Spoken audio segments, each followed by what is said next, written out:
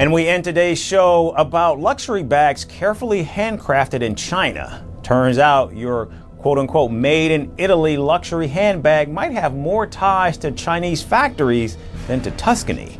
Thanks to viral TikToks from Chinese factory workers, the internet is now in a frenzy. Boutique price $23,000, but Guangzhou price $600. Do you recognize this style, this bag? Of course you do. For the past more than 30 years, we have been the OEM factory for most of the luxury brands around the world. Gucci, Prada, Coach, Louis Vuitton. Imagine saving up for years or even just dreaming about owning the coveted Hermès Birkin. That one piece famous for its eye-watering price tag, its glitzy aura of exclusivity, and the promise that each stitch was formed by a French artisan, working diligently in a secluded workshop somewhere in the romantic outskirts of Paris.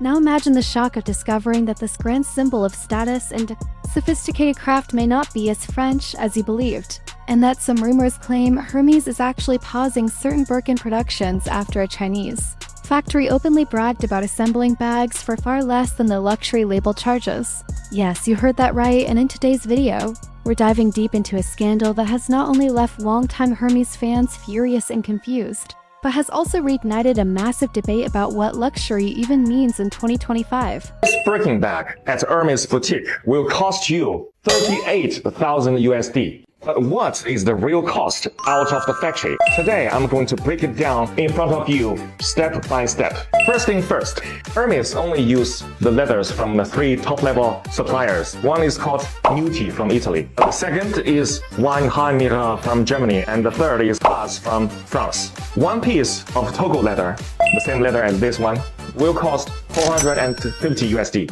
And one piece of the leather is only enough to make one Birkin, okay? And next, the thread. And of course, for Hermès Birkin, the thread is also the best top level. It's called Fil à Chinois from France. This is actually the Rolls Royce in thread. For each bag, the cost is 25 USD. And then the hardware. See, this hardware is called 316 hardware. It's also known as the ocean stainless steel because it can withstand the erosion of seawater. It's the best stainless steel. For one piece of bag, the hardware will cost 150 USD. The edge oil.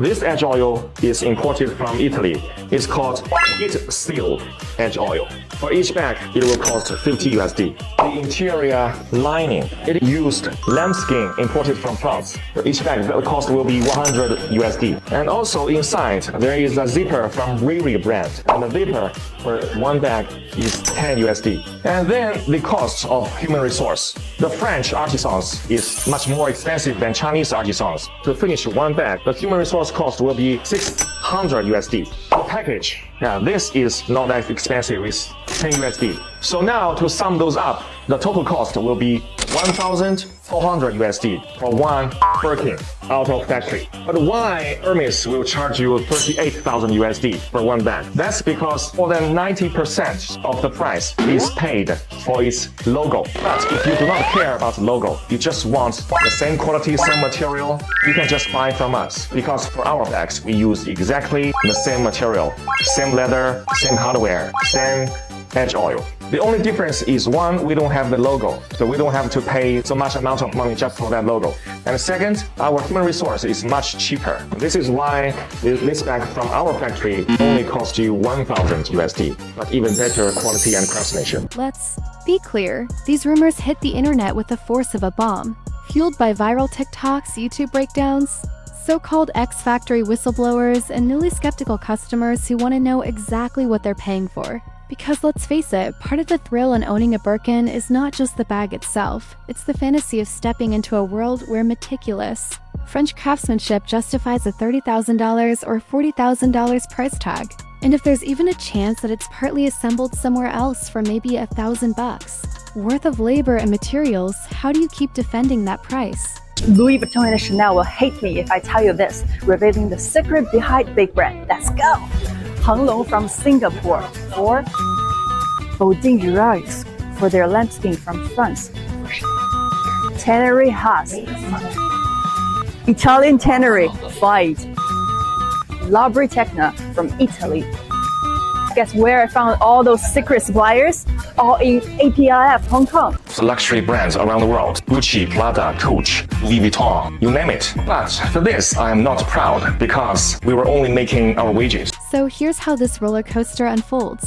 It starts with the Chinese manufacturing reps stepping onto a video, TikTok, YouTube, you name it, and calmly pulling out everything from Togo leather to ocean-grade stainless steel bits to that special fancy thread, explaining how each element costs a certain fraction of what Hermès claims, and then basically concluding that these Birkins, sold in boutique shops for tens of thousands of dollars, might not be as thoroughly French as advertised. The entire conversation spins around how companies like Hermès might legally affix a Made in France label by having just enough finishing steps done in a European workshop, while a bigger chunk of the labor originates elsewhere. Now, it's important to note that Hermès does not publicly confirm these rumors, and as of now they appear to have chosen a strategy of silence, which, in the eyes of many, amplifies suspicions. Imagine how that silence feels to a consumer who has spent the past several months or even years on waitlists, only to find out that the brand might be hitting a production halt or slowdown because of logistics or supply constraints. People are obviously jumping to the conclusion that Hermès needs time to figure out how to tamp down negative press or reevaluate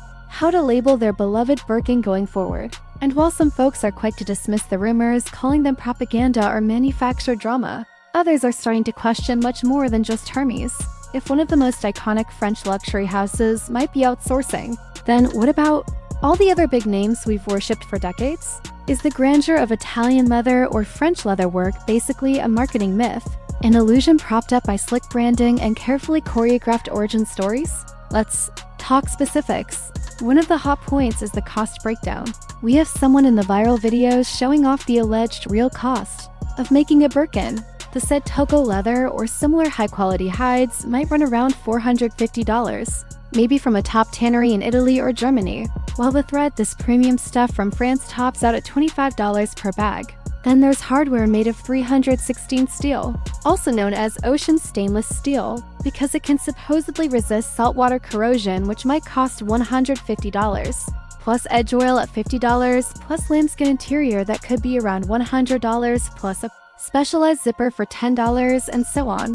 And then the part that's made everyone's eyes bug out, labor. While Hermès might represent that everything is done by an elite artisan in France, and maybe it actually is for certain lines, or certain steps, the claims from Chinese factories say their artisans can do it for around $600 of labor cost. When you add up all those components, you're hovering around $1,400 or so, give or take, which is a far cry from the tens of thousands Hermès typically charges. To be fair, brand value is a thing.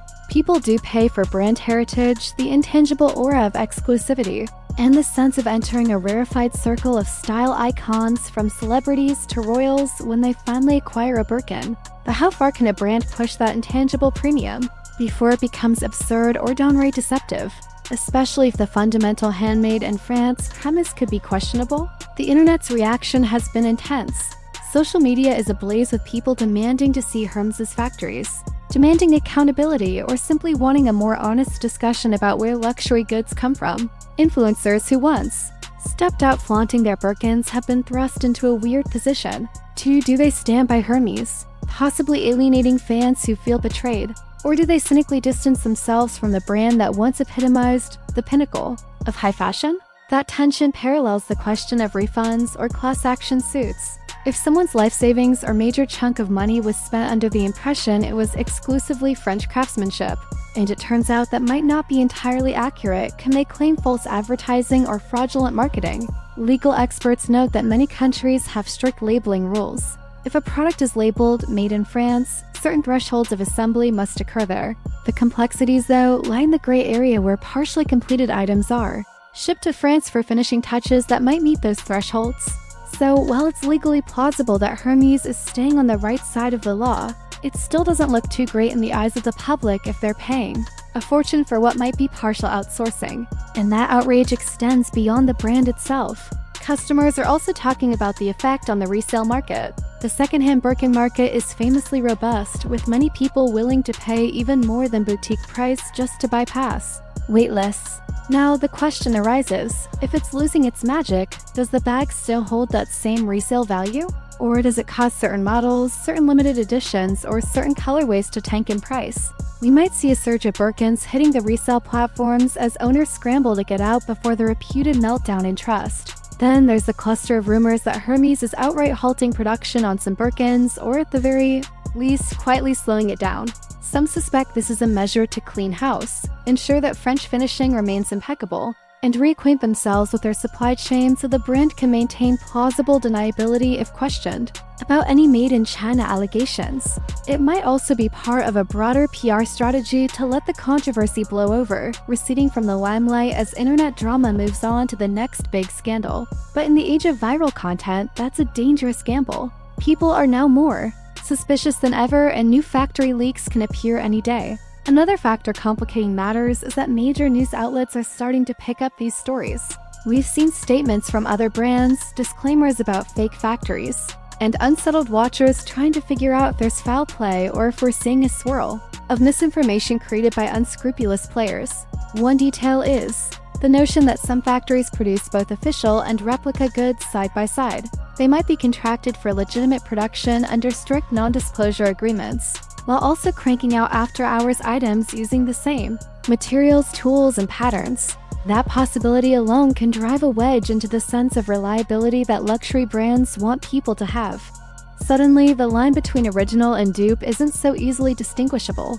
If a knockoff is indeed made from the same leather, the same hardware, and the same workforce, then what's the difference besides the brand's official blessing? And that question shakes the foundation of the entire luxury sector. People are re-examining their wardrobes, their brand allegiances, and in some extreme cases, they're selling off their high-end bags because the product's backstory doesn't match their expectations. The broader conversation hits the essence of modern luxury. Is it about the place of origin, the prestige built by centuries of tradition, or just raw product quality? Many customers argue that if a bag is just as well crafted in China, the brand should own it, brandish it, and highlight the skilled workers in Shenzhen or Guangzhou. Others see it as an indefensible betrayal of heritage. But the old idea that France or Italy automatically signifies near mythical craftsmanship, while China equals cheap labor, is more complicated than it used to be. China can deliver exceptional quality too. The question is how the brand frames it, and how customers perceive that story. Some watchers suspect that Hermès' brand image has relied so heavily on the magical aura of Parisian ateliers that any admission of partial Chinese assembly would cause a meltdown. But ironically, if they remain silent, the scandal might grow bigger because people interpret silence as guilt. And hey, let's not forget big marketplace shifts. The experience economy is real, and Gen Z or younger millennial buyers want to feel a personal connection, an ethical alignment, and transparent dialogue with the brands they support. Keeping quiet or peddling illusions might work for a while, but in a hyper-connected age, it can pave the way for massive PR fallout later, especially if the brand is caught lying. And right now, many question whether this is exactly the breaking point. Let's also talk about the rumor that Hermès might have to refund or at least deal with disgruntled buyers. If there is a partial freeze on Birkin production, people who were on waitlists for months now face indefinite delays, and the brand not clarifying why can push them into the arms of competitors or the secondhand market. Some chatter suggests that mass litigation could be right around the corner if Hermès doesn't come forward with a statement, particularly in the United States, where class action lawsuits can happen if enough outraged consumers feel misled. Consequently, the brand is said to be in crisis mode. They'll presumably have to consult with legal teams, issue disclaimers, or possibly even produce some sort of factory tour to prove authenticity, though that would be a dramatic move. That might open the door to deeper scrutiny. Indeed, we've seen other industries do just that, offering glimpses behind the scenes when they're accused of shady manufacturing. But Hermès historically has guarded the secrecy of their processes, as if it were the formula for a legendary perfume. Another angle that can't be ignored is how this saga might affect the entire landscape of designer goods. If Hermès, the top-tier label that many believed was above cutting corners, is dragged through the mud, what does that say about brands that are far more high volume and less expensive? Already you see Gucci or Louis Vuitton watchers bracing for a wave of pointed questions about their own supply chains. In fact, some comment sections and subreddits are lighting up with speculation that this is just the start of a bigger revolution in the luxury world, where more and more factories will speak up or produce photos, receipts, shipping documents, or insider info demystifying made in Italy or made in France. Customers who've long been suspicious of brand markups are seizing on the moment to highlight that the emperor has no clothes, or at least is wearing Chinese stitched clothes while insisting they're from Milan or Paris. It's a culture shift. We're no longer living in a time where big brands can rely on the consumer to quietly accept marketing. Social media is a double-edged sword that can act as free publicity or as an uncontrollable rumor mill. Hermès is learning that the hard way if these swirling stories hold any grain of truth. Of course, the brand could eventually present airtight proof that Birkins are still mostly or entirely handmade in France, with only a few less significant parts assembled overseas. The problem is you'd expect them to have done that the moment the rumors went viral, especially if they had genuinely nothing to hide. The hush from official channels ironically gives more oxygen to conspiracy theories, fueling the notion that something fishy is going on. Meanwhile, the average consumer sits there reading all these claims, feeling torn between the allure of Hermès' legacy and the possibility that the brand might be playing them for a fool. And the comedic part is that many who own Birkins might not even care. For them, it's simply a status trophy that broadcasts wealth. Whether it's 100% assembled in France or 80% assembled in China might not matter if it still gets those Instagram likes or paparazzi photos. So we see this divisive reaction, a chunk of people demanding accountability and refunds, another chunk shrugging and continuing to buy, and a final chunk swearing off any brand that doesn't commit to open supply chain transparency. And in the midst of that chaos, we see speculation that Hermès is halting production, maybe not completely, but enough to cause a stir. If they do, it might be a strategic choice to reevaluate manufacturing or to quietly rearrange partnerships with foreign suppliers. And that leads us to the new question. Could the pause cause the value of existing Birkins to spike if fewer new ones are entering the market? Or will demand plummet if consumer trust is irreparably broken? Honestly, it's anyone's guess at this point, and the situation changes by the day. That's the existential crisis here. Hermès built a fortress on trust, craftsmanship, and illusions of an atelier-only approach. But once the fortress cracks, it might never truly be the same. We're at a juncture where the brand either embraces transparency and finds a modern path forward or tries to keep the old illusions intact under increased scrutiny. Whatever Hermès decides, the echoes of this scandal will undoubtedly shape how future generations weigh a brand's claim of authenticity. And that's all I've got for you on the brewing Hermès drama. But believe me, the saga is far from over, and as the days unfold, we might see new evidence, new statements, or perhaps even a shocking confession from the brand itself. Until then, remember that behind every high-end label is a narrative that may be more complex than it seems. Don't forget to share your thoughts in the comments. Would you still drop your hard-earned money on a Birkin now? Or has this revelation shattered the magic for you? And if you enjoyed this deep dive, be sure to hit the like button, subscribe, and ring that notification bell so you don't miss future updates on life, style, and the hidden stories that rock our world. Thanks for watching, and I'll catch you next time.